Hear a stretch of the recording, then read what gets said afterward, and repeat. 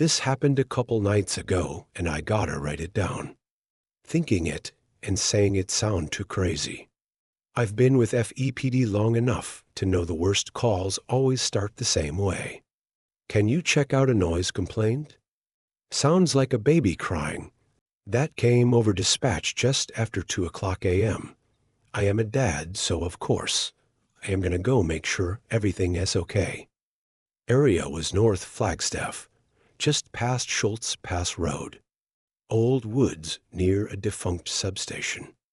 Arizona Public Service fenced it off years ago. I knew the area. Dense, overgrown. Not the kind of place you walk a stroller. It is where a lot of people camp if they don't have homes, so my brain made the call that some poor mama was out there with her baby. I was wrong. Caller didn't leave a name. Just said the sound came from, deep in the trees, some drunk guy on his boat, probably out trying to catch some trout, heard spooky sounds in the woods. Been there, done that. Got the shirt. But I went alone. Protocol said I should wait for backup, but I didn't think much of it. Probably a fox. They make noises that'll raise the hairs on your neck. That or someone dumped a cat in the brush. Or at worst, it's a damn bobcat. The reason I know this is, I've had my run-ins with them on the Mormon Lake side of Flagstaff quite a few times. They are mean as hell, but trick you by sounding like a baby. I parked on the shoulder and walked about 15 minutes into the woods. No trails. Just soft earth and low branches clawing at my vest. The deeper I went, the colder it got. The kind of cold that doesn't belong in Arizona in April, but it's there anyway because the weather can't make up its damn mind. Then I heard it. Wah. Soft. Weak. Definitely a baby. A newborn? That's what I thought. It sounded like my baby girl. Like the day she came home from the hospital. I froze. It was coming from ahead, somewhere beyond the next ridge.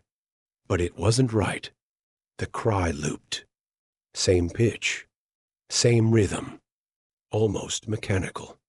Like it had been recorded. I unholstered my flashlight and moved slow. That's when I saw the eyes. Dozens of them. Reflecting back in the dark. They stepped out together, silent, coordinated. A herd of white deer. Albino. Every single one, bright as bone, antlers like coral. Eyes red. There had to be 20 of them, just standing in the trees. Blocking my path. They didn't run. Didn't twitch. Just stared. Their bodies looked off, like they were stitched together wrong. Too tall, joints too low. One of them had legs that bent the wrong way entirely. And in the center of them stood one without antlers, smaller. Female, maybe. She opened her mouth in a way I had never seen a deer open its mouth. And from her mouth came the baby's cry. Wah! Wah! I know I couldn't see my reaction, but I know that all color from my body left me at once. I felt hot. I should have run. I didn't. I raised my light, and they turned all of them at once. Walked back into the woods in perfect silence, vanishing between the trees. And the crying stopped. Just like that, I stayed there another 30 seconds before my legs started working again. I also might have pissed myself. Back at the cruiser, I tried to call it in. Static. My radio didn't work until I was 5 miles down the road. And brother, that was a long walk. Next morning, I came back with animal control. They found nothing, no prints, no fur. No signs of anything except a tooth in the brush. It was a human milk tooth. A baby tooth. Animal control guy said that's probably where the sound came from. A baby in the woods with a homeless mom. He shrugged his shoulders and chucked it in the woods. I don't know why, but I went and retrieved it afterward and took it home. Call me crazy. Whole department does now. They drug tested me after I gave my report. But here's the thing. Since I've brought that tooth home, I've caught glimpses of white deer in my yard at night.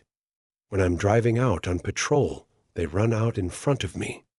I've heard babies crying from the woods behind my house. I hear babies crying when I'm hiking in the mountains about 200 miles away from Flagstaff. I hear them before I go to bed. My daughter is 14. I don't have a baby. She doesn't even live with me. I'm divorced. And the worst thing is, I don't know where the tooth is now. And the reason I am writing this is because as I sit here in my home, I am watching my security cameras. There's a white deer in my yard. And now it's screaming and yelling and cursing. But it's not a baby's voice anymore. It's mine.